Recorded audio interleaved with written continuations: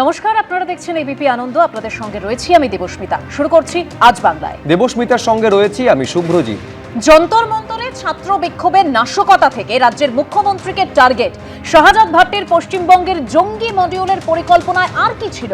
হামিম অর্পিতাকে হেফাজতে পেয়ে সেটাই জানতে চাইছে এসটিএফ। মোটা টাকার প্রলোভন থেকে মগজ ধোলাই করে জঙ্গি নেটওয়ার্ক বাড়ানোর দায়িত্বেও ছিল এই হামিম, দাবি এসটিএফ এর। হামিমকে জালে ফেলতে পারলেও বীরভূমের স্টোন সম্রাট টুলু মণ্ডল সে কোথায়? তার বিপুল সম্পত্তির আরও সম্পত্তির হদিশ আজকে পেয়েছেন তদন্তকারীরা। এদিকে আজ থেকে শুরু হয়ে গেল অনলাইনে সেন্সাসের জন্য সেলফ এনুমারেশন, যা স্টুডিও আলোচনার মধ্যেও আমরা নিয়ে আসবো, অতিথিদের কাছেও আসবো। কিন্তু তার আগে শুরুতেই আপনাদের দেখাতে চাইবো যে দিল্লির যন্তর মন্তর, যে যন্তর মন্তরেই কয়েকদিন আগে পর্যন্ত জেনজির বিক্ষোভ চলছিল, সেই বিক্ষোভ চলাকালীন নাশকতা ঘটানোর পর্যন্ত ছক ছিল জঙ্গিদের, এবং তার জন্য হামিমকে গতকাল বর্ধমান থেকে গ্রেফতার করেছে বেঙ্গল পুলিশের এসটিএফ, সেই হামিমকে পুলিশের উর্দি জোগাড় করার দায়িত্ব দিয়েছিল পাকিস্তানে বসে থাকা হ্যান্ডলাররা। দেখুন, দিল্লিতে যে আমাদের যে যন্তর মন্তরে যে রিসেন্টলি স্টুডেন্ট প্রোটেস্ট হলো, সেখানে দেওয়ার আস্কিং হিম একটা কোনো নাশকতার একটা প্ল্যানিং ছিল, কোনো একটা ডিস্টারবেন্স ক্রিয়েট করার প্ল্যানিং ছিল।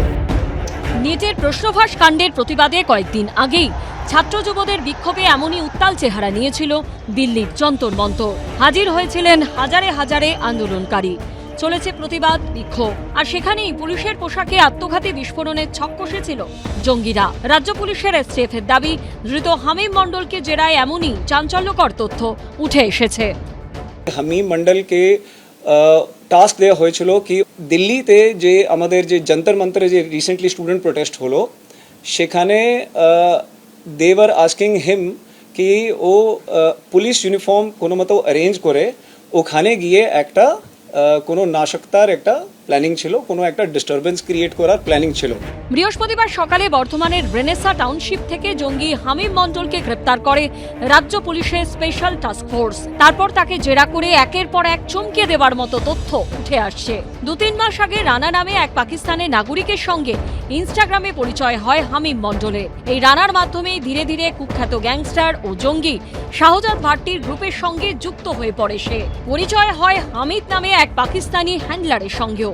এই প্রেক্ষাপটে 10-12 দিন আগে যখন যন্তর মন্তরে সিজেপির বিক্ষোভ চলছে, তখন পাকিস্তানি হ্যান্ডলার হামিদি হামিম মণ্ডলকে নির্দেশ দেয় পুলিশের কিছু পোশাক জোগাড় করতে। তারপর সেই ইউনিফর্ম দিল্লির একটি নির্দিষ্ট জায়গায় পৌঁছে দেওয়ার কথা বলা হয়েছিল হামিমকে। সূত্রের খবর, পুলিশের সেই ইউনিফর্ম পরিয়ে আত্মঘাতী বিস্ফোরণের ছক ছিল জঙ্গিদের। কিন্তু আর্থিক লেনদেনের গোপনীয়তা রক্ষা সংক্রান্ত সমস্যার কারণে সেই পরিকল্পনা আর কার্যকর করা যায়নি।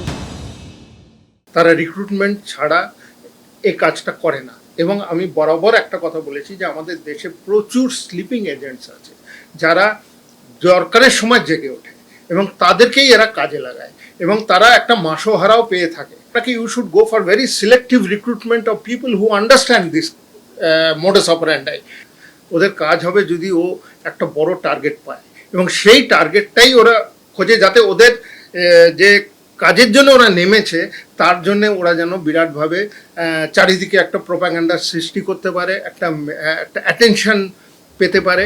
শেষ কয়েক মাসে দিল্লি সহ একাধিক রাজ্যে শাহজাদ ভাট্টি গ্যাংয়ের জঙ্গি মডিউল সামনে এসেছে। জুলাই মাসেই দিল্লি পুলিশের স্পেশাল সেল শাহজাদ ভাট্টি গ্রুপের 6 জনকে গ্রেপ্তার করে। সূত্রের খবর, গুরুত্বপূর্ণ রেল স্টেশন ও জনবহুল এলাকায় পেট্রোল বোমা দিয়ে হামলা চালানোর ছক কষেছিল ধৃত জঙ্গিরা। এ রাজ্য থেকে ধৃত জঙ্গি হামিম মণ্ডলকে জেরা করে উঠে এসেছে পেট্রোল বোমার প্রসঙ্গ।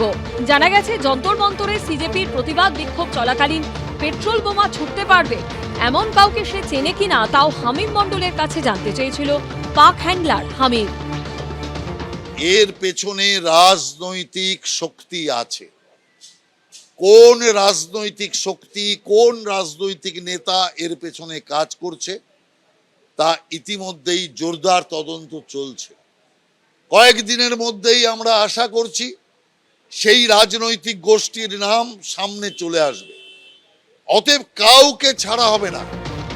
পাকিস্তানে বসে দিল্লির যন্তর মন্তরে আত্মঘাতী বিস্ফোরণের ছক, আর সেখানেই ব্যবহার করার চেষ্টা হয়েছিল পশ্চিমবঙ্গের বাসিন্দা এই হামিম মণ্ডলকে। এখন ধৃত এই হামিম মণ্ডলকে জেরা করে আরও তথ্য পেতে চাইছে এসটিএফ। ময়ূক ঠাকুর চক্রবর্তী ও শিবাশিস মৌলিকের রিপোর্ট, এবিপি আনন্দ, কলকাতা। শুরুতেই আলোচনায় যাব এবং শুরুতেই প্রাক্তন সেনাকর্তা ব্রিগেডিয়ার দেবাশিস দাসের কাছে যাব। ব্রিগেডিয়ার দাস, যে ছাত্র আন্দোলনকে কেন্দ্র করে একেবারে দেশ জুড়ে তোলপাড় পড়ে গেছিল, সেই ছাত্র আন্দোলনকে কোথাও গিয়ে একটা হাতিয়ার করার চেষ্টা হয়েছিল, মানে পুলিশের উর্দি পরিয়ে সেখানে নাশকতার ছক কষেছিল জঙ্গিরা, যার ব্লুপ্রিন্টটা পুরোটা পাকিস্তানে তৈরি হয়েছিল, আর সেখানে পশ্চিমবঙ্গের মাটিকে ব্যবহার করা হবে এরকম একটা প্ল্যান ছিল, কারণ এই হামিমকেই পুলিশের উর্দি জোগাড় করার দায়িত্ব দেওয়া হয়েছিল। মানে এসটিএফ যদি এই হামিম বা অর্পিতা এদেরকে যদি গ্রেপ্তার না করতো তাহলে তো এটা সামনেই আসতো না। হ্যাঁ, দেখুন, এই যে নেটওয়ার্কটা চলছে, এটা গত 6-7 মাসে আমাদের ভারতবর্ষের 10টা থেকে 12টা রাজ্যে এর আভাস পাওয়া গেছে এবং এর ক্ষমতাও দেখা গেছে। পাঞ্জাব বলুন, দিল্লি বলুন, উত্তরপ্রদেশ বলুন, মহারাষ্ট্র বলুন, রাজস্থান বলুন, ঝাড়খণ্ড বলুন, এবং এখন ওয়েস্ট বেঙ্গলে এই প্রথম কেস। শাহজাদ ভাট্টি নেটওয়ার্ক এটাকে বলে। ইনি পাকিস্তানের একজন সোশ্যাল মিডিয়া ইনফ্লুয়েন্সার ছিলেন। এখন শোনা যাচ্ছে উনি আরব আমির শাহিতে আছেন, দুবাইয়ের কাছাকাছি কোথাও আছেন, এবং অন্য একটা কমার্শিয়াল হোয়াইট ব্যবসা করছেন, দুধের ব্যবসা বা কিছু। এনার ট্যাকটিক্সটা হচ্ছে, ইনি ভারতবর্ষের ইউথ, তরুণীদের ধরছেন, অপ্রাপ্ত বয়স্ক ছোকরা, অপ্রাপ্ত বয়স্ক মানুষদের ধরছেন এবং সোশ্যাল মিডিয়াতে স্ক্যান করে যাদের একটু চটজলদি বড়লোক হওয়ার ইচ্ছা আছে বা চটজলদি বিখ্যাত হওয়ার ইচ্ছা আছে, যাদের লোভ আছে, উচ্চাসা আছে, এরকম মানুষদের ধরে তাদের দিয়ে কাজ চালাচ্ছেন।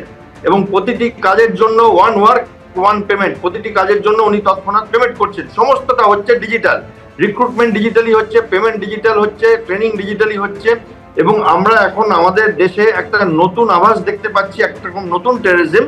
যেমন আমরা যখন শুরুতে ছিলাম চাকরি, তখন আমরা দেখতাম যে সোজাসুজি হামলা টেররিস্টদের, তারপরে আমরা দেখি এবং শত্রু পক্ষের এবং বাহিনীর হামলা, সেনাবাহিনী। তারপরে আমরা প্রক্সি ওয়ার দেখি, যেটা জেনারেল জিয়াউর রহমান শুরু করেন লেট 80s বা আর্লি 90s।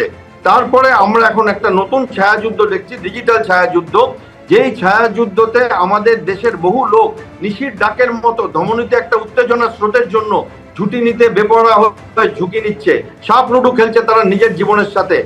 এবং সেইখানে দেখা যাচ্ছে যে কোনো বিশেষ ধর্মের না, নানান ধর্মের লোক তাদের জড়ো হচ্ছে, নানান বয়সের লোক জড়ো হচ্ছে, নানান লিঙ্গের লোক জড়ো হচ্ছে, একটাই উদ্দেশ্য। এবং সেখানে যে কেসগুলো হয়েছে, দিল্লিতে একজনকে বলা হয়েছে একটি দেওয়াল লিখন লিখতে, গ্রাফিটি করতে, সে করেছে, সঙ্গে সঙ্গে টাকা পেয়েছে। ঝাড়খণ্ডে একজনকে বলা হয়েছে একটি আরএসএস এর অফিস জ্বালাতে, সে জ্বালিয়েছে, টাকা পেয়েছে। পাঞ্জাবে 2জন এএসআই কে, একজনকে ফেব্রুয়ারিতে, একজনকে মে মাসে মারা হয়েছে এবং সে টাকা পেয়েছে। পশ্চিমবঙ্গে আপনারা দেখছেন একটি কিডন্যাপিং চক্র এবং তারপরে আরো ভয়াবহ চক্র, যেখানে আমাদের বর্তমান মুখ্যমন্ত্রীর জীবনকে নিয়েও একটা আশঙ্কা জায়গা সৃষ্টি হয়েছে।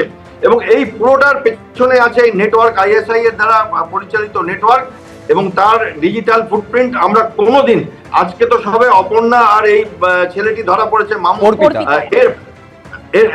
এর পরে ধরা পড়বে আরো বহু লোক, কিন্তু আমরা কোনোদিন মাথার কাছে পৌঁছাতে পারবো না, কারণ সেই মাথা নেই। এটা ডিজিটাল ফুটপ্রিন্ট, এটার বাইরে যাওয়া যাবে না। এবং এইখানে আমাদের যে শাসন ব্যবস্থা, তাদেরও একটা কল নেবার দরকার আছে। ঝট করে ভিড় একসাথে করে দেওয়া, ঝট করে কোনো ঘটনা ঘটিয়ে দেওয়া, কোনো ভিড় জায়গায় কোনো ছোটখাটো ব্লাস্ট করা, পেট্রোল বোমা দিয়ে আগুন লাগিয়ে, খুব বড় যে অস্ত্র শস্ত্র পাচার করে সেরকম ভাবে এরা করছে না। এরা নতুন পন্থা নিয়েছে, নতুন ভাবে লুকাচ্ছে, মেঘের আড়াল থেকে লড়াই করছে।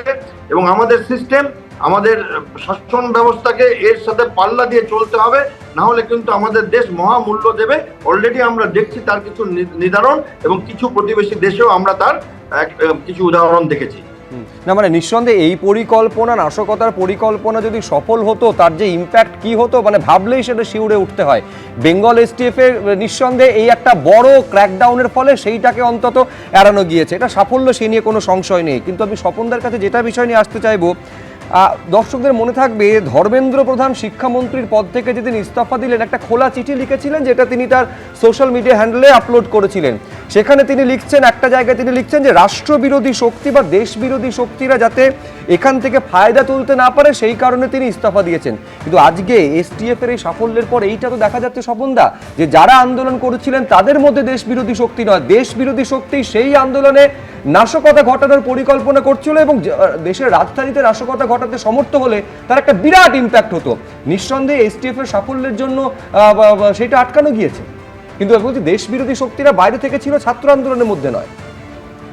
দেশবিরোধী শক্তি আন্দোলনের মধ্যে ছিল কি বাইরে ছিল এ নিয়ে তো বিশ্লেষণ করতে গেলে তো অনেকটা বিশ্লেষণ করতে হবে। এক তো প্রথম কথা বলতে হবে যে যাদের বিরুদ্ধে ওখানে মামলা করা হয়েছে বা যাদের বিরুদ্ধে অভিযোগ এসছে তাদেরকে দেখা যায় যে ওই ছাত্র আন্দোলনে এমন বহু লোক ছিল যারা ছাত্রই নয়। এবিপি আনন্দ, এগিয়ে থাকে, এগিয়ে রাখে।